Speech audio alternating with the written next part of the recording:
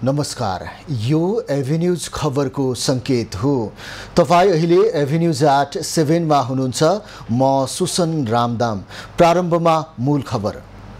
प्युठानको भिङ्ग्री नजिकै टाकुरामा कार दुर्घटना।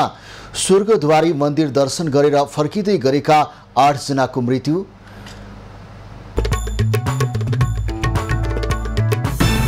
सरकारले लिएको आर्थिक वृद्धि र राजस्वको लक्ष्य पूरा गर्ने अर्थमन्त्रीको दावी। करका दर कुनै घरनाको स्वार्थ पूरा गर्न लक्षित नरहेको प्रस्तुति।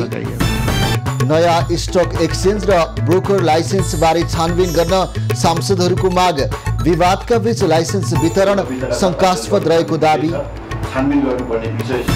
हवाई टिकटमा 13% मूल्य अभिवृद्धि कर लगाउने व्यवस्थाप्रति पर्यटन व्यवसायीको आपत्ति। पर्यटन क्षेत्र नै धराशायी हुने चिन्ता। विभिन्न किसिमका कर लगाएर विद्युत आयोजनाले दुधकोशी सुकाएपछि सोलुका किसानले धानको बिउ राख्न पाएनन्। 10% पानी छाड्नुपर्ने नियम पालना नभएको गुनासो। नभएपछि अब के गर्ने? र दोस्रो साउथ एसियन चेस च्याम्पियनसिप भोलिदेखि सुरु हुने। पुरुषतर्फको विजेतालाई 1,50,000 र महिलातर्फको विजेतालाई 1 लाख पुरस्कार। अब खबरको सिलसिला प्रारम्भ गरौं कार दुर्घटना सम्बन्धी प्रसङ्गबाट। प्युठानको भिग्री नजिकै टाकुरामा कार दुर्घटना हुँदा 8 जनाको मृत्यु भएको छ। स्वर्गद्वारी मन्दिरमा दर्शन गरेर फर्किँदै गरेको तीर्थयात्री बोकेको लु 1 च 6345 नम्बरको कार दुर्घटना हुँदा कारमा रहेका 8 जनाको मृत्यु भएको जिल्ला प्रहरी कार्यालय प्युठानले जनाएको छ। गाडी चालक लम्ही नगरपालिका 4 का टङ्क बहादुर कुमालको परिचय खुलेको छ भने अन्यको पहिचान हुन सकेको छैन। मृत्यु हुनेमा 2 महिला 2 पुरुष र 4 जना बालबालिका रहेका छन्। जीप सडकको माथिल्लो घुम्तीबाट पल्टिएर तल्लो घुम्तीमा पुगेको थियो। गाडीमै च्यापिएका सबैलाई डोजरको प्रयोग गरी निकालिएको थियो। प्युठानको भिङ्ग्रीमा भएको कार दुर्घटनामा 8 जनाको मृत्यु भएको छ र यस सम्बन्धी पछिल्लो जानकारी दिनको लागि हाम्रा खबरदाता शरद रेग्मी हुनुहुन्छ। शरद, त्यहाँ दुर्घटनामा परेर मृत्यु भएकाहरूको शनाखत के कति भयो, हामीलाई जानकारी गराउनुहोस्।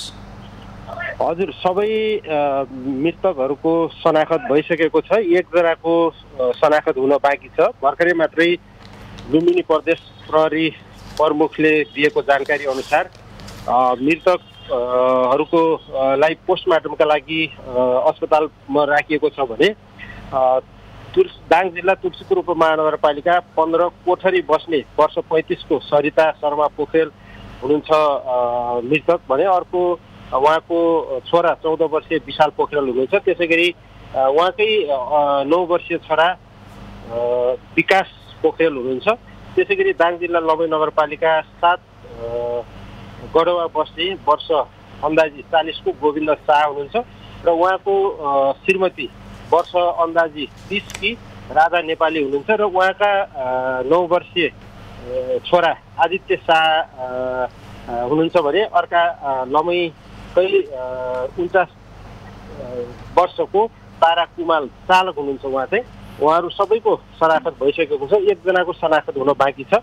अहिले प्युठान जिल्लामा एकदमै सबैजना यो घटनाले स्तब्ध बनाएको छ। त्यसै गरी उहाँहरू चाहिँ सबै दाङका भएको हुँदाखेरि पनि दाङमा पनि यति बेला एकदमै दुःख व्यक्त गरिएको छ। सबैले सामाजिक सञ्जालहरूदेखि लिएर श्रद्धाञ्जली दिनेहरूको सङ्ख्या बढिराखेको छ। अहिले यो घटनाले एकदमै दुखी बनाएको छ। दर्शन गरेर फर्किँदै गर्दाखेरिको यो दुःखद घटना धेरै समयपछि यस्तो ठुलो दुर्घटना भयो। योभन्दा अगाडि पनि त्यही स्थानमा त्यही माथिको यो पहिलो मोड घुम्तीबाट गाडीहरू तल खसेर दुर्घटना हुने गरेको भनेर चाहिँ ट्राफिक प्रहरीले पनि त्यो स्थानलाई पहिचान गरेर त्यहाँ चाहिँ दुर्घटनादेखि सावधान भन्ने किसिमका बोर्डहरू सचेतना बोर्डहरू पनि राखेको भन्ने चाहिँ हामीले खबर प्राप्त गरेका छौँ। जस्तो अब यो घटनामा चाहिँ 3टा परिवारका सदस्यहरू परेको हामीले देखियो र सबलाई चाहिँ पोस्टमार्टमको लागि कहाँ राखिएको अवस्था छ, कति बेलासम्म पोस्टमार्टम गर्ने कार्य अगाडि बढ्नेछ, यो विषयमा पनि जानकारी गराउनुहोस्। हजुर, यो जिल्ला अस्पताल लग्ने क्रम जारी छ। पहिला चाहिँ भिङ्ग्रीमा स्थानीय मेडिकलमा उहाँहरूलाई राखिएको थियो भने त्यहाँ सबैजनालाई स्थानीय स्वास्थ्य कर्मीले त्यहाँ चाहिँ मृत घोषणा गरिसकेपछि पोस्टमार्टमका लागि जिल्ला अस्पताल लगिँदैछ। अहिले चाहिँ शवहरूलाई जिल्ला अस्पतालमा लग्ने काम भइराखेको छ। स्थानीयहरूको सहयोगमा नेपाल प्रहरीले त्यो काम गरिराखेको छ भने अन्य नेपाल प्रहरीले स्थानीयहरू जो त्यहाँ चाहिँ पर्नुभयो त्यो उहाँहरूको घर परिवारलाई पनि प्युठानसम्म लैजानका लागि उहाँहरूले यहाँ जिल्ला प्रहरी कार्यालय दाङले त्यसको समन्वय गरिराखेको छ। यो स्वर्गद्वारी दर्शन गरेर कति बेला फर्किँदै गर्दाखेरि यो दुर्घटना भएको हो र प्रहरीको अन्तिम निष्कर्ष के रह्यो दुर्घटनाको कारणको सवाललाई लिएर? प्रहरी करिब 2 बजेको हाराहारीमा गाडी माथि घुम्तीबाट खसेको भन्ने प्रारम्भिक हामीले सूचना प्राप्त गरेका थियौँ। त्यही प्रहरीको रिपोर्टमा पनि अहिले केही बेर अगाडि सार्वजनिक गरेको लुम्बिनी प्रदेश प्रहरीले सार्वजनिक गरेको रिपोर्टमा पनि त्यही करिब 2 बजे भनेर उल्लेख छ भने त्यो घटना घुमाउरो मोड त्यसमा पनि अलिकति नयाँ चालक भावनाले अलिकति त्यो बाटोबारे धेरै ज्ञान नभएको हुँदाखेरि थोरै गाडीको स्पिड पनि बढी थियो भन्ने चाहिँ प्रत्यक्षदर्शीहरूले यहाँ चाहिँ जानकारी गराएको हामीले खबर। शरद, जानकारीको लागि धन्यवाद। उहाँ हुनुहुन्थ्यो प्युठानबाट हाम्रा खबरदाता शरद रेग्मी। र आज स्वर्गद्वारी तीर्थयात्रा गरेर फर्किँदै गरेको कार लु 6345 नम्बरको कार दुर्घटना हुँदा 8 जनाको मृत्यु भएको छ र 8 जनाको शनाखत भएको हामीलाई हाम्रा खबरदाताले जानकारी गराउँदै हुनुहुन्थ्यो। अब लागौँ बाँकी खबरतर्फ। अर्थमन्त्री डाक्टर प्रकाश शरण महतले सरकारले लिएको आर्थिक वृद्धि र राजस्वको लक्ष्य पूरा गर्ने दावी गरेका छन्। प्रतिनिधि सभामा आज बजेटका विषयमा सांसदहरूले उठाएका प्रश्नको जवाफ दिँदै उनले आगामी वर्षको लागि तय गरिएको 6% आर्थिक वृद्धिको लक्ष्य पूरा गर्न सक्ने आधारहरू रहेको बताएका हुन्। अर्थमन्त्री महतले सरकारले राजस्वको दायरा बढाउँदै राजस्व सङ्कलन बढाउन कागती निचोरे जस्तो गरेर नभई अर्थतन्त्र चलायमान बनाउने गरी राजस्व सङ्कलन गर्ने नीति लिएको समेत बताए। 150 जना कसरी राजस्व वृद्धिको कोणबाट पनि र अर्थतन्त्रलाई चलायमान हुने कोणबाट पनि कसरी गर्ने भन्नेतर्फ पनि यो बजेट केन्द्रित रहेको छ। विषय अर्थमन्त्री महतले संसद विकास कोषको समेत बचाउ गरे। हरेक जनताले सांसदसँग अपेक्षा गरेकाले त्यही अपेक्षा अनुसार सांसदहरूको सिफारिस गरेकै आधारमा सबैलाई बराबर अधिकार हुने गरी संसद विकास कोष ल्याएको उनको भनाइ छ। यस योजनामा प्रति महिना न्यूनतम 500 जम्मा गरी न्यूनतम 15 वर्ष पछि त्यो चाहिँ पेन्सनको हुन सक्ने व्यवस्था हो। यो भलन्टरीली त्यो जोइन हुने व्यवस्था हो। अर्थमन्त्री महतले आन्तरिक उत्पादनलाई संरक्षण गर्न उपभोग्य वस्तुमा कर लगाइएको स्पष्टीकरण समेत दिए। आन्तरिक उत्पादनको बजार जोगाउन आयातित वस्तुमा कर लगाउनु पर्ने अवस्था भएकाले आलु प्याजमा मूल्य अभिवृद्धि कर लगाइएको उनको भनाइ थियो। मन्त्री महतले करका दर कुनै घरनाको स्वार्थ पूरा गर्न लक्षित नरहेको स्पष्टीकरण दिए। देश भन्छौँ तर हामी आयात मात्रै गरिराखेका छौँ, अरबौँ गइराखेका छ भनेर हामीले भनिरहेका छौँ। त्यसलाई संरक्षण गर्नु पर्यो। स्थानीय किसान उद्यमीहरूलाई चाहिँ संरक्षण गर्नु पर्यो भनेर यो ट्याक्स लगाइयो भनेर पनि प्रश्न उठेको छ। मन्त्री महतले विद्युतीय गाडीको अव्यवहारिक भन्सारलाई व्यवहारिक बनाउन विद्युतीय गाडीलाई 5 वर्गमा छुट्याएर कर लगाएको बताए। प्रधानमन्त्री, पूर्व प्रधानमन्त्री र अर्थमन्त्रीका जिल्लामा 40% बजेट विनियोजन नभएको जिकिर उनको थियो। त्यस्तै अर्थमन्त्री डाक्टर महतले आगामी आर्थिक वर्षमा पुँजीगत खर्च प्रभावकारी बनाउन सरकारले कार्यतालिका बनाएको पनि उल्लेख गरे। विभिन्न आयोजनामा छर्ने प्रवृत्ति आफूले रोक्न नसकेको उनको स्वीकारोक्ति छ। नेकपा एमालेका उपाध्यक्ष तथा पूर्व अर्थमन्त्री विष्णु पौडेलले आर्थिक वर्ष 2080-81 को बजेट कार्यान्वयन हुन नसक्ने बताएका छन्। आज संघीय संसद भवन नयाँ बानेश्वरमा सञ्चारकर्मीहरूसँग कुराकानी गर्दै उपाध्यक्ष पौडेलले बजेटले अर्थतन्त्रको समस्या नचिनेको टिप्पणी गरेका हुन्। उपाध्यक्ष पौडेलले देशमा विद्यमान समस्या समाधानका विकल्प र दृष्टिकोणहरू पनि बजेटमा नभएको र बजेट हावादारी भएको उल्लेख गरे। यसले अर्थतन्त्रका समस्या चिनेको पनि छैन, समस्या समाधानका विकल्पहरू दृष्टिकोणहरू दिन सकेका पनि छैन, स्रोतको प्रस्ताव अनुमान र खर्चको अनुमान यथार्थपर पनि छैन। त्यसकारणले यो बजेट कार्यान्वयन हुन्छ कि हुन्न भन्ने कुरामा स्वयं अर्थमन्त्रीजीलाई चिन्ता छैन, सरकारलाई चिन्ता छैन। हामी सबै स्पष्ट छ यो कार्यान्वयन हुने बजेट नै हो। चुनौतीकै प्रश्न भएन नि, जुन बजेट कार्यान्वयन हुँदैन यो त स्वयं नै यो चाहिँ हावादारी हो जस्तो। उपाध्यक्ष पौडेलले बजेट कार्यान्वयनको लागि अर्थमन्त्री र सरकारलाई समेत चिन्ता नभएको बताए। त्यस्तै नेकपा माओवादी केन्द्रका सचिव तथा सांसद देवेन्द्र पौडेलले जनयुद्धमा सामेल नभएका व्यक्तिहरूले प्रधानमन्त्री पुष्पकमल दाहाललाई मुद्दा हालेको आरोप लगाए। आन्दोलनमा सहभागी नभएकाहरूले यो जुन प्रकार प्रोभोक गर्ने र अदालतलाई लड्काउने काम गरेका छन्, हामी के विश्वास गर्न चाहन्छौँ भनेदेखि सर्वोच्च अदालत जस्तो न्यायिक स्थानले जसले न्याय पाउनको निम्ति मानिसहरू चाहिँ कोर्टमा जाने गर्छन्, हामी सम्मान गर्छौँ। र कोर्टले चाहिँ आफै कानुन सिर्जना गर्ने होइन, कोर्टले पोलिटिकल नेतृत्वद्वारा सिर्जित भएका सङ्घीय संसदबाट प्रतिपादित भएका कानुनको व्याख्या गर्ने हो र त्यो व्याख्या गर्ने गरी सर्वोच्च अदालतले शान्ति प्रक्रिया भान्ने सबै प्रकारका यस प्रकारका क्रियाकलाप र गतिविधिलाई नियन्त्रण गर्नेछ। सचिव पौडेलले जनयुद्धमा सामेल नभएका र जनयुद्धप्रति अपनत्व नभएकाहरूले प्रधानमन्त्री दाहालका विरुद्ध सर्वोच्च अदालतमा मुद्दा हालेको जिकिर गरे। नेपालको शान्ति प्रक्रियालाई भाड्ने तत्त्वहरूले मुद्दा हालेको उनको टिप्पणी छ। सर्वोच्च अदालतका प्रस्तावित प्रधान न्यायाधीश हरिकृष्ण कार्कीको सुनवाई आगामी बिहिबार हुने भएको छ। संसदीय सुनवाई समितिको आज सिंहदरबारमा बसेको बैठकले प्रधान न्यायाधीशमा प्रस्तावित कार्कीको सुनवाई जेठ 32 गते गर्ने र त्यसै दिन सो प्रस्तावलाई अनुमोदन गर्ने लगायतको कार्यतालिका परिमार्जनसहित पारित गरेको हो। कार्यतालिकामा उजुरीकर्ताहरूसँग छलफलका लागि जेठ 30 गते बुधबार बिहान 11 बजेको समय तोकिएको छ। प्रस्तावित प्रधान न्यायाधीश कार्कीको सुनवाई गर्ने र सो प्रस्ताव अनुमोदन गर्ने लगायतका सचिवालयको प्रस्तावित कार्यतालिका परिमार्जन सहित समितिले पारित गरेको हो। प्रस्तावित व्यक्तिलाई आमन्त्रण गरी छलफल गर्ने र सुनवाई प्रक्रिया सम्पन्न गर्ने लगायतका विषयहरूका सम्बन्धमा संसदीय सुनवाई समितिको कार्यविधि 2080 को दफा 15 बमोजिम सचिवालयबाट प्रस्तावित कार्यतालिकाले परिमार्जित सहित पारित गरिदिन हुन अनुरोध गर्दछु। गत वैशाख 25 गते बसेको संवैधानिक परिषदको बैठकले सर्वोच्च अदालतका कायम मुकायम प्रधान न्यायाधीश कार्कीलाई प्रधान न्यायाधीशमा प्रस्ताव गरेको थियो। समितिमा प्रस्तावित प्रधान न्यायाधीश कार्कीमाथि 29 वटा उजुरी परेको र सो उजुरी अध्ययनका लागि समितिका सदस्यहरूलाई दिएको छ।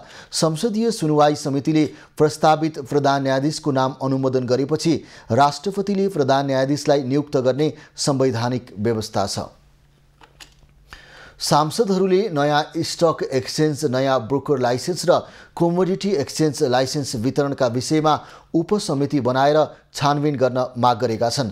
आज बसेको प्रतिनिधि सभा अन्तर्गतको अर्थ समिति बैठकमा नयाँ स्टक एक्सचेन्ज र ब्रोकर लाइसेन्सका विषयमा बोल्दै समिति सदस्यहरूले यस्तो माग गरेका हुन्। सांसदहरूले अघिल्लो अर्थ समितिले दिएका सुझाव र मापदण्ड अनुसार नयाँ स्टक एक्सचेन्ज, नयाँ ब्रोकर लाइसेन्स र कमोडिटी एक्सचेन्जको लाइसेन्स वितरणका विषयमा उपसमिति बनाएर छानबिन गर्नुपर्ने बताए।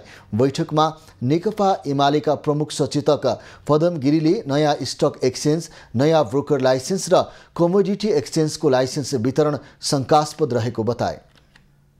अहिले नेपाली स्टक स्वयंले प्रत्येक वर्ष चाहिँ 1 अर्बभन्दा बढी राज्यलाई दिइराखेका छ। यति राम्रो ढङ्गले गइरहेको स्थितिमा यसको प्रतिस्पर्धी अहिले हामी किन तयार गर्न खोजिरहेका छौँ र यो लाइसेन्स दिने प्रक्रिया किन अगाडि बढ्यो, किन यो समितिको सिफारिस सुन्ने काम भएन, यो मलाई लाग्दछ यो गम्भीरताका साथ अध्ययन गर्नुपर्ने विषय छ, छानबिन गर्नुपर्ने विषय छ भन्ने मेरो एउटा भनाइ र माग रहेको छ।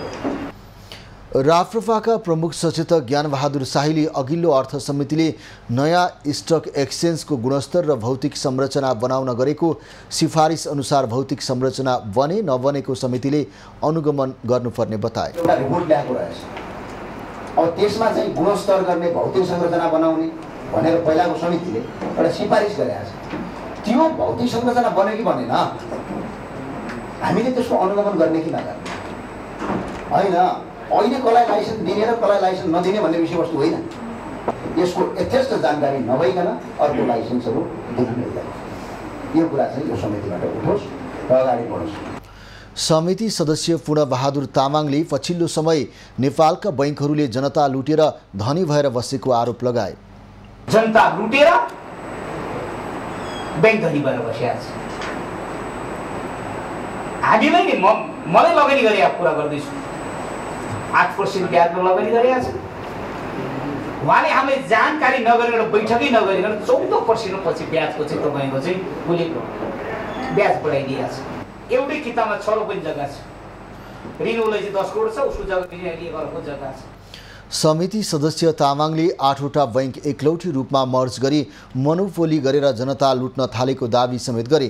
समितिले अब बैंकको पुँजी 8 अर्बबाट घटाएर 2 अर्ब कायम गर्न पहल गर्न आवश्यक रहेको उनको भनाइ थियो।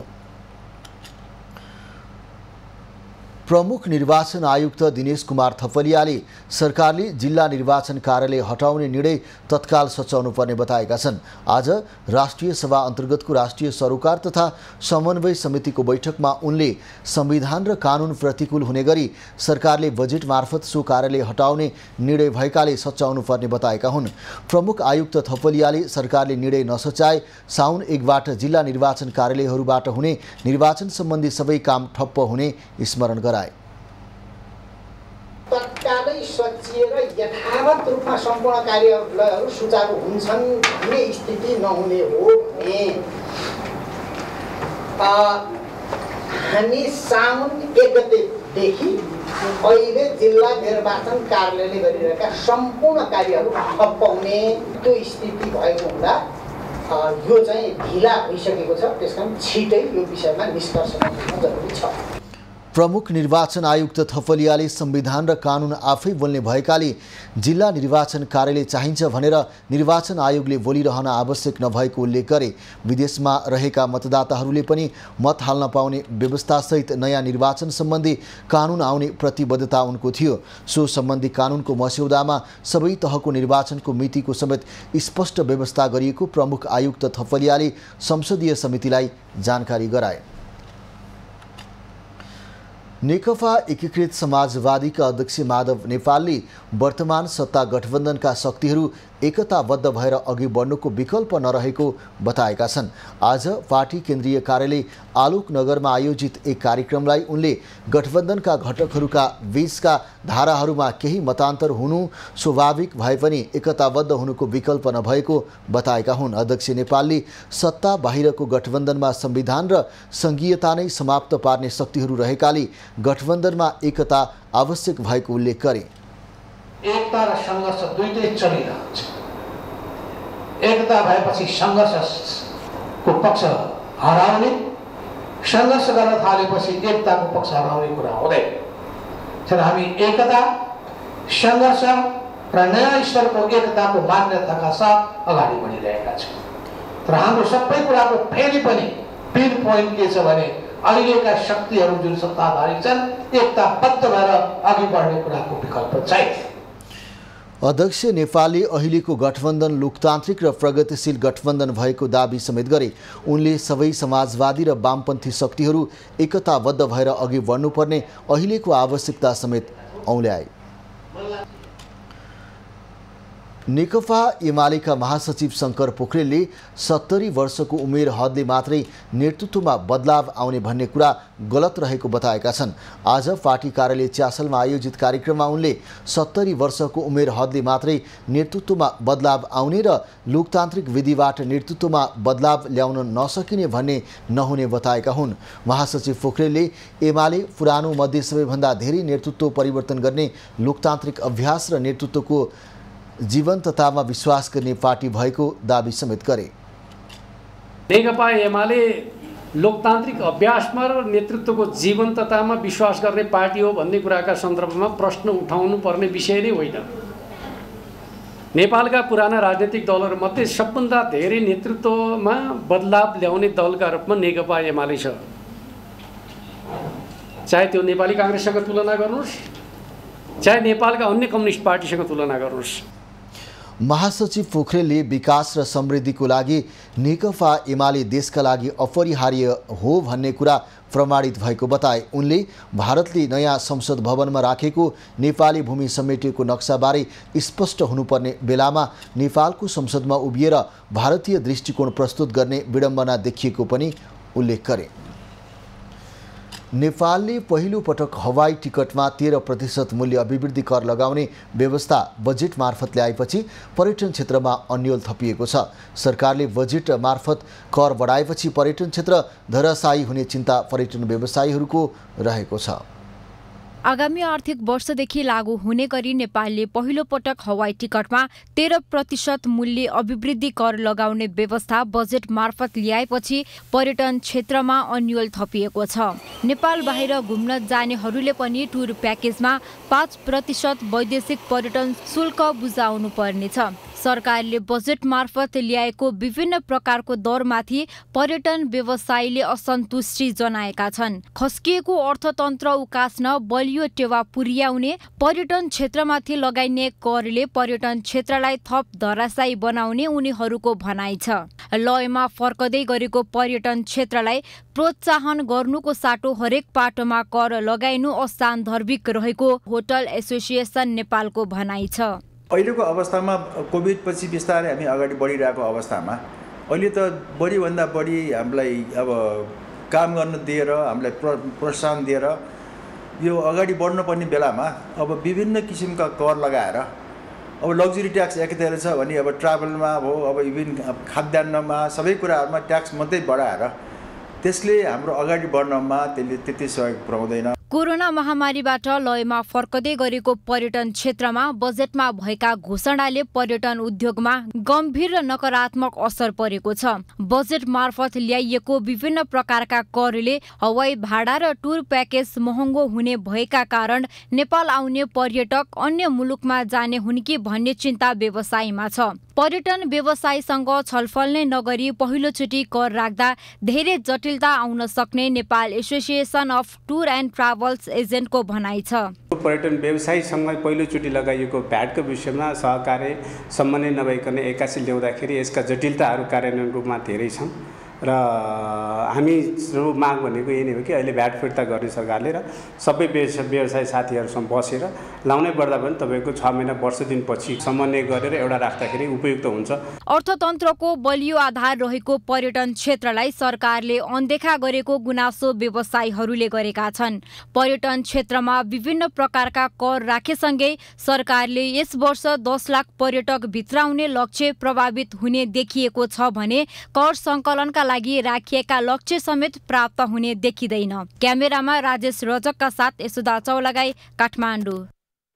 निर्यात व्यवसायी महासंघ नेपालले कटन र ऊनीको धागोमा लगाएको कर हटाउन सरकारसँग माग गरेको छ। आज सिंहदरबारमा अर्थमन्त्री डाक्टर प्रकाश शरण महतलाई ध्यान आकर्षण गराउँदै निर्यातजन्य वस्तुको कच्चा पदार्थमा लगाएको कर खारेज गर्न माग गरेको हो। व्यवसायीहरूले अर्थमन्त्रीलाई घरेलु तथा साना उद्योगमा दर्ता हुने भएकाले भ्याटमा दर्ता हुन नपर्ने व्यवस्था कायम गर्न ध्यान आकर्षण गराएका छन्। जुन अहिले चाहिँ र मेटेरियलमा चाहिँ भ्याट लगाएको चाहिन्छ, जस्तै उनी चाहिँ कटनको धागोमा यिनीहरूमा चाहिँ जुन भ्याटको क्याटेगोरीमा राखेको चाहिन्छ त्यसलाई राखिनुहुन्न। जुन पहिला चाहिँ त्यो क्याटेगोरीमा थिएन कि यिनीहरू एक्सपोर्टसँग सम्बन्धित र घरेलु उद्योगसँग सम्बन्धित भएको हुनाले यिनीहरू भ्याटकोमा दर्ता हुनुपर्ने जरुरी चाहिँ थिएन र यो लगायत यससँग प्रोसेसिङका चाहिँ जस्तै रङ गर्ने लगायत थुप्रै कुराहरू यसमा भ्याटमा परेको हुनाले यो कुराहरूलाई भ्याटबाट हटाइनुपर्छ भन्ने एउटा महत्त्वपूर्ण एउटा कुरा राखेका चाहिन्छौँ।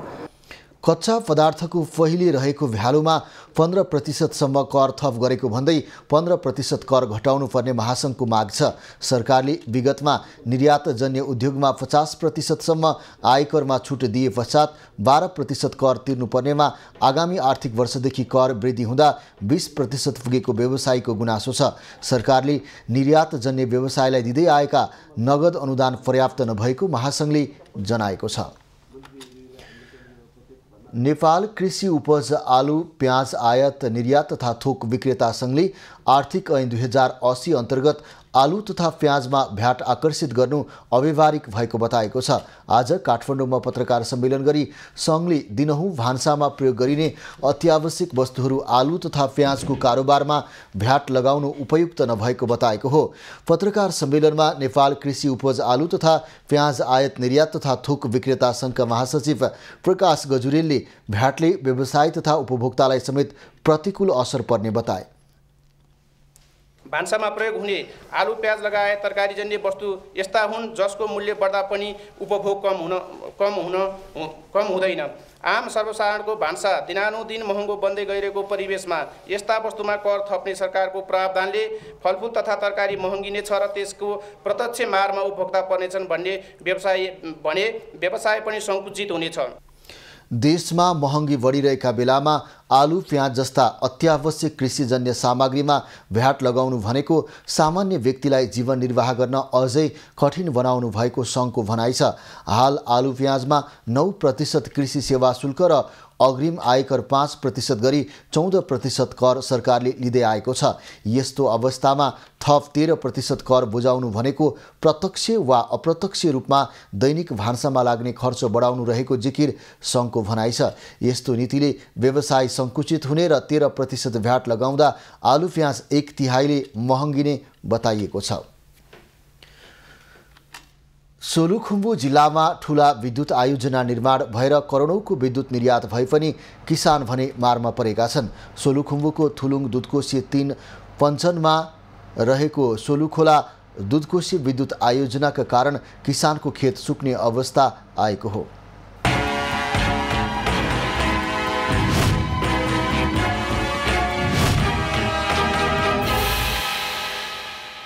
सोलुखोला दुधकोशी विद्युत आयोजनाले उत्पादन थालेको 2 महिनामै 30 करोडभन्दा बढी मूल्यको बिजुली नेपाल विद्युत प्राधिकरणलाई बिक्री गरेर नाफा कमाए पनि स्थानीय किसान भने मारमा परेका छन्। विद्युत आयोजनाले खोलाको पानी पुरै सुकाइदिँदा असारमा रोप्नुपर्ने धानको बिउ अझै राख्न सकिएको छैन। पानी जति सुरुङले लगिसकेपछि हाइड्रोकै कारणले अब खोला अब सिँचाइ अब रोपाइँ गर्नुपर्ने पानी छैन। पानी नभएपछि अब के गर्ने? विद्युत आयोजना निर्माण गर्ने समयमा 10% पानी खोलामा छाड्नुपर्ने नियम भए पनि सोलुखोला दुधकोशी विद्युत आयोजनाले त्यसको पालना गरेको छैन। पानी छाड माग गर्दै आयोजना र स्थानीय निकायलाई ध्यानाकर्षण गराए पनि सुनवाई नभएको किसानको भनाइ छ। अहिले पानी बिउ राख्न धानको बिउ राख्नै गाह्रो भइरहेछ अनि धान कसरी रोपौँ भन्ने सबैलाई टेन्सन भइरहेको छ। माथि निवेदन पनि लगाइरहेको छ, पानी चाहियो हामीलाई भनेर लडिरहेकै छौँ हामी पनि। सोलुखोला दुधकोशी विद्युत आयोजनाले मात्र होइन अन्य धेरै आयोजनाले विद्युत उत्पादन गर्ने क्रममा खोलामा पानी सुकाउने गरेका छन्। खोलाको पानी सुकाएको विषयमा जनप्रतिनिधिहरू पनि असन्तुष्ट छन्। प्राकृतिक स्रोतलाई पुरै सुकाउने कार्य निन्दनीय भएको भन्दै थुलुङ दुधकोशी गाउँपालिकाले पनि पानी छाड्न आयोजनाको ध्यानाकर्षण गराएको छ। कृषकहरूले खेती लगाउने बाली नाली लगाउने समय पनि आइसकेको छ। त्यसैले यो खेत बालीलाई नै चाहिँ सुक्खा पारेर यसरी खोलालाई पूर्ण रूपमा सुकाउन मिल्दैन। त्यसैले थुलुङ दुधकोशी गाउँपालिकाको तर्फबाट जोडदार माग गर्दछ। सोलुखोला दुधकोशी विद्युत आयोजना थुलुङ दुधकोशी 3 पञ्चनमा रहेको 14.69 करोडमा बनेको हो। दुधकुण्ड नगरपालिका भएर बग्ने सोलुखोलामा 8वटा जलविद्युत परियोजना सञ्चालनमा रहेका छन्। तर अधिकांशले हिउँदमा खोलामा पानी नछाड्दा जलचर लोप भएका छन्। खोलामा आधारित कामबाट जीविकोपार्जन गर्दै आएका समेत मारमा परेका छन्। केही लघु जलविद्युत आयोजना पनि बन्द भएका छन्। नारायण श्रेष्ठ, सोलुखुम्बु।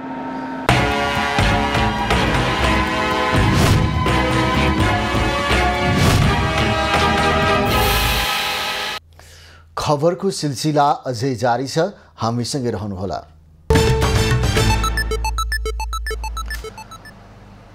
अब बाँकी खबर। कैलालीको गेटामा शहीद दशरथ चन्द स्वास्थ्य विज्ञान विश्वविद्यालय सञ्चालनको माग गर्दै आज सुदूरपश्चिम प्रदेश सभा घेराउ गरिएको छ। विश्वविद्यालय स्थापनार्थ सङ्घर्ष समितिले प्रदेश सभाको मूल प्रवेशद्वारमा प्रदर्शनसहित घेराउ गरेको हो। विश्वविद्यालयका रूपमा अगाडि बढाएर 600 शैय्या सहितको अस्पताल सञ्चालनमा ल्याउनुपर्ने माग सङ्घर्ष समितिको छ। कति नेपाल सरकारले सुदूरपश्चिममा प्रदेशको कैलालीको गेटामा दशरथ स्वास्थ्य विज्ञान विश्वविद्यालय स्थापना गर्ने भनेर निर्णय गर्यो। तत्पश्चात नीति तथा कार्यक्रममा पनि आयो। बजेटमा नआएपछि हामी आन्दोलन भएका छौँ। संघर्ष समितिको प्रदेश सभा सदस्यहरूलाई प्रदेश सभा प्रवेशमा निषेध गर्ने कार्यक्रम रहेकोमा प्रदेश सभाका सदस्यहरू भने आन्दोलनकारी जम्मा हुनु अगावै प्रदेश सभामा प्रवेश गरेका थिए। बजेटमा विश्वविद्यालयको सट्टा शहीद दशरथ चन्द राष्ट्रिय स्वास्थ्य विज्ञान प्रतिष्ठान बनाउने घोषणा गरेपछि आन्दोलन सुरु भएको हो। संघर्ष समितिले आइतबार प्रदेशमा आम हडताल गरेको थियो। बाँकेको जमुनाहादेखि राजासम्मको सडक स्तरोन्नति कार्य भर्खरै सकिएको छ। अस्फाल्ट ओभरले प्रविधिबाट भर्खरै निर्माण गरिएको कालोपत्री सडकमा नेपालगञ्ज सहरका 5 ठाउँमा ट्राफिक बत्तीका नाममा भत्काइँदैछ। सडक डिभिजन कार्यालय बाँकेले जमुनाहा कोहलपुर सडक खण्डको राजासम्म 10 किलोमिटर 800 मिटर अस्फाल्ट ओभरले प्रविधिबाट कालोपत्रे गरेको थियो। तर सडक विभागले ट्राफिक बत्ती राख्ने भन्दै सडक भत्काउँदैछ। जमुनाहादेखि कोहलपुरका 11 स्थानमा ट्राफिक बत्ती राख्ने योजना भए पनि हाल नेपालगञ्जका गणेशमान चोक, बीपी चोक, धम्बोजी चोक, पुष्पलाल चोक र राजा चोकमा ट्राफिक बत्ती जडान गर्नका लागि सडक भत्काउन सुरु गरिएको छ। सडक डिभिजन कार्यालय बाँके र सडक विभाग बीच समन्वय नहुँदा कालोपत्रे गरेर भर्खरै सम्पन्न भएको सडक भत्काउन सुरु गरेपछि स्थानीय आक्रोशित भएका छन्। नगरवासीहरूको तर्फबाट एउटा कुरा नेपाल सरकार लगायत 3-7 स्थानीय सरकारलाई यो भन्न चाहन्छु, अविलम्ब यो सडकको भुक्तानी कसरी दिनुभएको छ यो भुक्तानी रोक्नुपर्छ र यो भुक्तानी जसले दिन्छ अथवा योसँग जो दोषी हुनुहुन्छ दोषीलाई कारबाही हुनुपर्छ र यो यसको असुल उपर कसरी गर्ने हो राज्य यसमा लाग्नुपर्छ। मेरो सम्पूर्ण महानुभाव नगरवासीको तर्फबाट सबैलाई मेरो अनुरोध यो छ।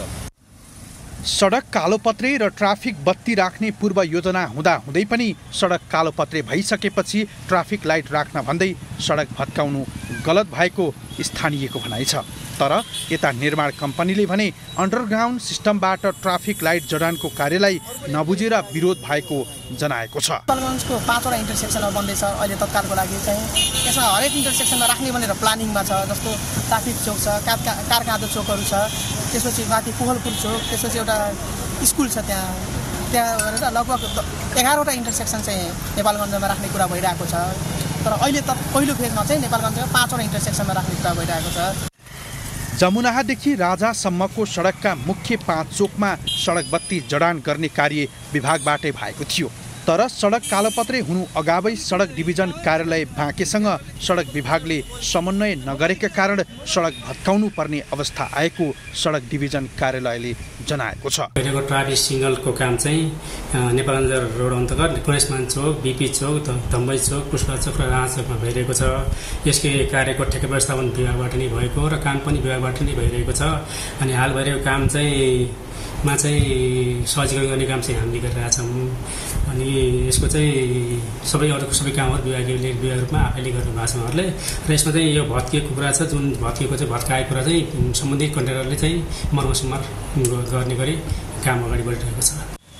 स्थानीयको चौतर्फी विरोध भएपछि सडकमा ट्राफिक बत्ती जडानको काम सम्पन्नपछि निर्माण कम्पनी आफैले नै बनाइदिने डिभिजन सडक कार्यालयको भनाइ छ। तर दुई सरकारी कार्यालय बीच समन्वय नहुँदा राज्य कोषको दोहन भएको छ। यसका लागि दोहोरो खर्च घटाउन सम्बन्धित निकायले बेलैमा सोच पुर्याउन जरुरी छ। एभिन्यूज खबरका लागि नेपालगञ्जबाट खम्बा पुनको रिपोर्ट। सुर्खेतमा नागरिक लगानी कोषको कार्यालय स्थापना नागरिक लगानी कोषले कर्णाली प्रदेशबाट पनि आफ्नो सेवा दिन सुरु गरेको छ। कोषले कर्णाली प्रदेशको राजधानी वीरेन्द्रनगर सुर्खेतमा शाखा कार्यालय स्थापना गरी सेवा दिन थालेको हो। कार्यालयको उद्घाटन गर्दै मुख्यमन्त्री राजकुमार शर्माले कर्णालीमा लगानीका थुप्रै सम्भावना रहेको भन्दै त्यसमा ध्यान केन्द्रित गर्न कोषलाई आग्रह गरे। चिन्न सकिरहेका छैन र त्यहाँ उचित ढङ्गले लगानी गर्न सकिरहेको अवस्था छैन। यो कुरा पनि म यहाँ राख्न चाहन्छु। यो सन्दर्भमा नागरिक लगानी कोषले विशेष ध्यान दियोस्।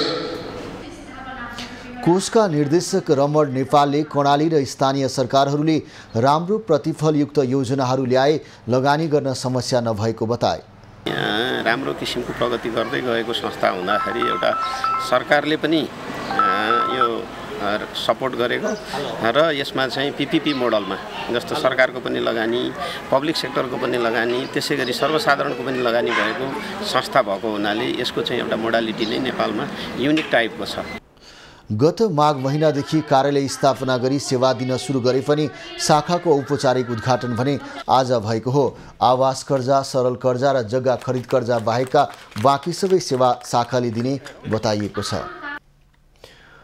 आज शेयर बजारको परिसूचक नेप्से 2000 नागेर फर्किएको छ। कारोबार सुरु भएको 11 मिनेटमै नेप्से 2002 अङ्कमा पुगेको शेयर बजार परिसूचक नेप्से घटेर 1987 अङ्क कायम भएको हो। अघिल्लो दिनको तुलनामा नेप्से 7.7 अङ्कले बढेको छ। कारोबार रकम भने अघिल्लो दिनभन्दा केही घटेको छ। आज 285 कम्पनीको 74,54,000 किता शेयर 2 अर्ब 88 करोड बराबरमा किनबेच भएको नेप्सेले जनाएको छ। कारोबार रकमका आधारमा सोल्टी होटल, हिमालयन डिस्टिलरी, शिवसे हाइड्रो पावर, नागरिक लगानी कोष, IGI प्रुडेन्सियल इन्सुरेन्स कम्पनी क्रमशः अगाडि रहे। अभियान लघुवित्त वित्तीय संस्था र कालिन्चोक दर्शन लिमिटेडका लगानीकर्ताले 10% बराबर कमाउँदा प्रभु स्मार्ट फन्डका लगानीकर्ताले 10% बराबर नै गुमाएका छन्। आज 89 कम्पनीको मूल्य बढ्दा 126 को घटेको छ भने 8 को स्थिर रहेको छ। राष्ट्रिय ध्वजावाहक नेपाल वायुसेवा निगमको जहाजले मलेसियाको क्वालालम्पुरबाट भैरवाको उडान भर्ने भएको छ। नेपाल एयरलाइन्सको जहाजले पहिलोपटक क्वालालम्पुरबाट भैरवाको गौतम बुद्ध अन्तर्राष्ट्रिय विमानस्थलको लागि उडान भर्न लागेको हो। मङ्गलबार बिहान निगमको विमान क्वालालम्पुरबाट उडेर भैरवामा अवतरण हुने तय भएको हो। निगमको पहिलो क्वालालम्पुर भैरवा उडानका यात्रुलाई स्वागत गर्न संस्कृति, पर्यटन तथा नागरिक उड्डयन मन्त्री सुदन किराँती आफै भैरवा जाने तयारी गरेका छन्। भैरवाबाट हाल निगमले हप्ताको 1 उडानबाट सुरु गर्ने बताइएको छ। यात्रुले निगमको जहाजबाट काठमाडौँदेखि क्वालालम्पुर र जोहोर बारुसम्म, त्यसै गरी जोहोर बारुबाट समेत काठमाडौँ वा भैरवासम्मको टिकट लिई सहज रूपमा यात्रा गर्न सक्ने बताइएको छ। गौतम बुद्धको जन्मस्थानमा अन्तर्राष्ट्रिय यात्रुलाई समेत आकर्षण गर्ने गरी थप ट्राभल प्याकेजहरूको पनि व्यवस्था गरिने निगमले बताएको छ। निगमले मलेसियाबाट भैरवासम्मको एकतर्फी टिकटको मूल्य प्रति यात्रु 12,700 तोकेको छ। त्यस्तै क्वालालम्पुर भैरवा काठमाडौँको लागि भने 14,200 रुपैयाँ प्रति यात्रु भाडा दर तय गरिएको छ। स्वतन्त्र ऊर्जा उत्पादकहरूको संस्था नेपाल इपानको नयाँ नेतृत्वको लागि गणेश कार्कीको प्यानल घोषणा भएको छ। आज काठमाडौँमा पत्रकार सम्मेलन गरी अध्यक्षमा कार्की, वरिष्ठ उपाध्यक्षमा मोहन कुमार डाङ्गी, उपाध्यक्षमा आशिष गर्ग, भरतबहादुर खत्री, रामप्रसाद आचार्य, आनन्द चौधरी र उत्तम ब्लोन लामाको उम्मेदवारी घोषणा भएको हो। उम्मेदवारी घोषणा कार्यक्रममा अध्यक्षीय पदका उम्मेदवार कार्कीले सरकारका कारणले काम नहुँदा कतिपय विद्युत योजनाहरू खारेज भएको र विद्युत उत्पादन भए पनि प्रसारण लाइन नहुँदा समस्या भएको बताए। विकासले फेरि त्यस्ता प्रोजेक्टहरूलाई खारेज गर्दै गरे हुन्छ। सरकारका कारणले काम हुँदैन र हाम्रो प्रोजेक्ट खारेज हुन्छ। अरबौं करोडौं पैसा चाहिँ अब खोलामा गइरहेका छन्। कार्यक्रममा नेपाल चेम्बर अफ कमर्सका अध्यक्ष राजेन्द्र मल्लले इफानलाई व्यवस्थित गर्न नसके आउने दिनमा नेपालले ठूलो चुनौती भोग्नुपर्ने बताए। जलविद्युत क्षेत्र भनौँ न, यो मुलुकको सबभन्दा ठुलो अर्थतन्त्रको मेरुदण्ड नै भन्छु म। यो क्षेत्रलाई हामीले व्यवस्थित गर्न सकेनौँ भनेदेखि नेपालले आउने दिनहरूमा ठुलो एउटा चुनौती भोग्नुपर्ने अवस्था आउन सक्दछ। कार्यक्रममा उपमहासचिवमा बलराम खतिवडा, उपमहासचिवमा प्रकाश चन्द्र दुलाल, सचिवहरूमा भरत खड्का, विक्रम विष्ट, कविता पोखरेल, भरत नेपाल छन्। कोषाध्यक्षमा नरेन्द्र वल्लभ पन्तको उम्मेदवारी घोषणा भएको छ। काठमाडौँको अनामनगर स्थित सार्वजनिक जग्गामा काठमाडौँ महानगरले डोजर चलाएपछि स्थानीयहरूले विरोध गरेका छन्। आज काठमाडौँको अनामनगर स्थित गोर्खा FM चोकमा रहेको सार्वजनिक जग्गामा महानगरपालिकाले डोजर चलाएपछि स्थानीयहरूबीच विवाद सिर्जना भएको हो। एक पक्ष स्थानीयहरू वर्षौंदेखि सार्वजनिक जग्गाको सुरक्षा गर्दै आएको र विपदको बेलामा आवश्यक पर्ने भएकाले भत्काउन नहुने पक्षमा छन् भने अर्को पक्षका स्थानीयहरू सरकारले सार्वजनिक जग्गाको उपयोगको लागि भत्काउन पाउने र आफ्नो संरचना बनाउन पाउने पक्षमा विवाद भएको हो। बाहेक के बनाए पनि हाम्रो आपत्ति छ। सङ्कटमा हामी लाग्ने हो, हामी त्यस्तो होइन। वडा कार्यालय त हामीले बनाउनै पर्छ। संरक्षण गरेर छोडिदिनुहोस्। हामी यहाँ जोडेर हुर्केको मान्छे हो। तपाईँ के भन्नुहुन्छ? धेरै बुद्धि नगर्नुहोस्। के कुरा गरे तपाईँ? काठमाडौँ महानगरपालिकाले काठमाडौँ महानगरपालिकाको 29 नम्बर वडाको वडा कार्यालय बनाउन भत्काउन थालेको छ। अहिले महानगरपालिकाले स्थानीयको विरोधका बीच डोजर चलाइरहेको छ। स्थानीयहरूले भने काठमाडौँ महानगरपालिकाको विरोध गरिरहेका छन्। उनीहरूले महानगरपालिकाले सार्वजनिक जग्गा पहिचान गरी आवश्यक ठाउँमा वडा कार्यालय बनाउन पाउने तर विपदको बेलामा उपयोग हुने जग्गा मिचेर वडा कार्यालय बनाउन नहुने उनीहरूको तर्क छ। स्थानीयहरूले वडा कार्यालय बाहेकका अन्य कुनै पनि संरचना बनाउन महानगरपालिकालाई आफूहरूको समर्थन रहने प्रतिबद्धता जनाएका छन्। महानगरपालिकाले भने स्थानीयहरूको मागलाई व्यवस्था गर्दै सार्वजनिक जग्गामा डोजर चलाइरहेको छ। खबरको सिलसिला अझै जारी छ, हामीसँगै रहनुहोला। अब पालो एभिन्यूज एट स्पोर्ट्सको। दोस्रो साउथ एसियन चेस च्याम्पियनसिप मङ्गलबारबाट सुरु हुने भएको छ। नेपाल बुद्धिचाल महासङ्घले आज पत्रकार सम्मेलन गर्दै च्याम्पियनसिप मङ्गलबारबाट सुरु हुने जनाएको हो। ललितपुर गोदावरी स्थित भ्यू भ्रेकुटीमा आयोजना हुने च्याम्पियनसिप असार 4 गतेसम्म सञ्चालन हुनेछ। च्याम्पियनसिपमा नेपाल, भारत, मालदिभ्स, बङ्गलादेश, भुटान, पाकिस्तान र श्रीलङ्काको सहभागिता रहनेछ। च्याम्पियनसिपमा हरेक देशबाट एक जना महिला र पुरुष खेलाडी डिफेन्डिङ च्याम्पियन गरी 10 जना खेलाडीको सहभागिता रहनेछ। राउन्ड रोबिन प्रणालीमा आयोजना हुने च्याम्पियनसिपमा नेपालबाट फिडे मास्टर रूपेश जयसवाल, सुरवीर लामा, महिला फिडे मास्टर सुजना लोहनी, सुशीला गुरुङले सहभागिता जनाउनेछन्। प्रतियोगिताको पुरुष विजेताले 1,50,000, दोस्रोले 1 लाख र तेस्रोले 50,000 पाउनेछन्। महिलातर्फ विजेताले 1 लाख, दोस्रोले 60,000 र तेस्रोले 40,000 पाउनेछन्। च्याम्पियनसिपमा ग्रान्ड मास्टर साय नतन दासको सहभागिता रहने बताइएको छ। नेपाल सम्मिलित एसीसी महिला इमर्जिङ टिम्स एसिया कप प्रतियोगिता आजदेखि सुरु भएको छ। आज पहिलो दिन समूह बी अन्तर्गत श्रीलङ्काको ए टिम र युएई तथा दोस्रो खेलमा बङ्गलादेशको ए टिम र मलेसिया बीच खेल भएको छ। नेपालले मङ्गलबार पाकिस्तान एसँग खेल्दै प्रतियोगिताको सुरुवात गर्नेछ। थाइल्यान्डले भिजा प्रक्रिया नमिलेको भन्दै नाम फिर्ता लिएपछि नेपालले सहभागिताको मौका पाएको हो। नेपाल रहेको समूहमा भारत ए, पाकिस्तान ए र घरेलु टोली हङकङ छन्। रुबिना छेत्री कप्तानीमा रहेको नेपाली टोली अघिल्लो साता मात्रै मलेसियाको भ्रमणबाट फर्केको हो। मलेसियामा भएको 5 खेलको T20 सिरिजमा 3-2 को जित दर्ता गर्दै पहिलो पटक अन्तर्राष्ट्रिय ट्रफी जितेको थियो। अब पालो खास खबरको।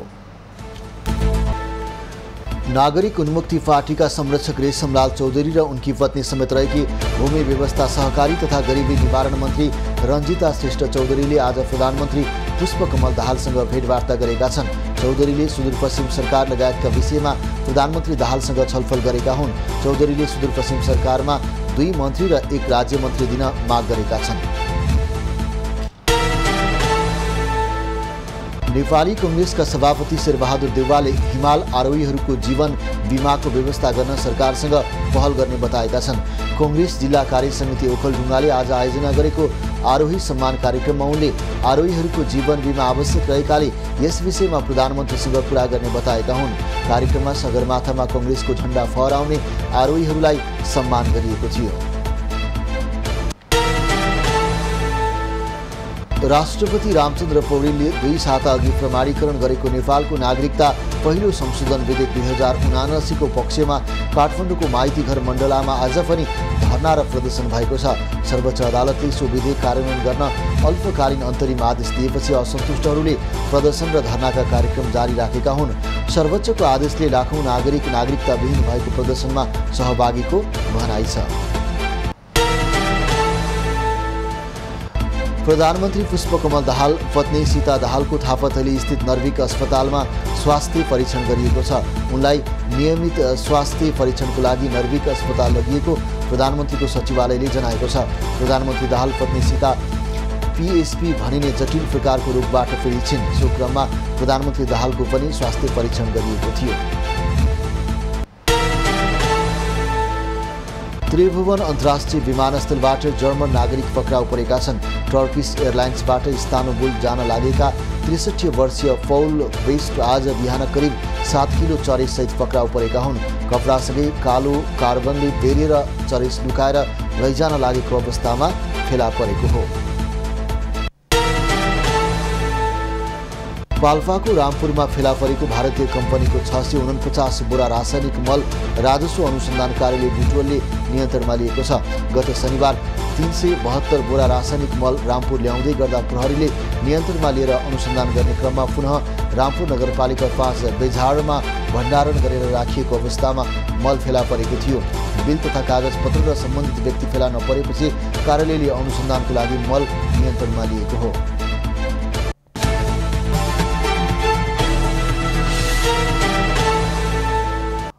अब पालो एभिन्यूज एट मौसमको।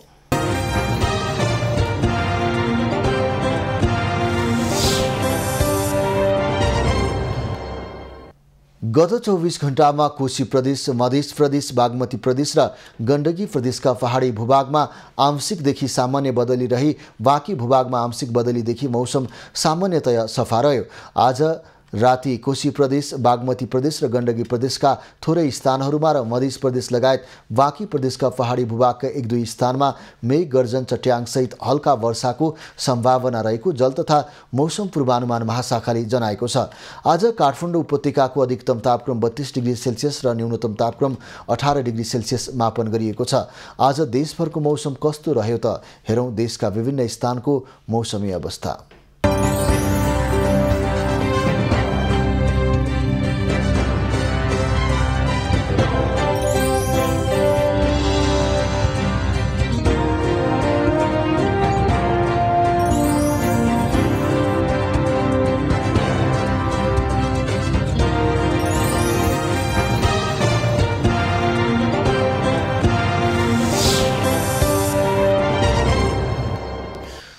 अहिलेलाई खबरको क्रम यति नै। एभिन्यूज खबरका यी सहित अन्य विस्तृत खबरको लागि www.avenews.tv लगइन गर्न सक्नुहुनेछ। युट्युब, फेसबुक र ट्विटरमा पनि हामीलाई फलो गर्न सकिनेछ।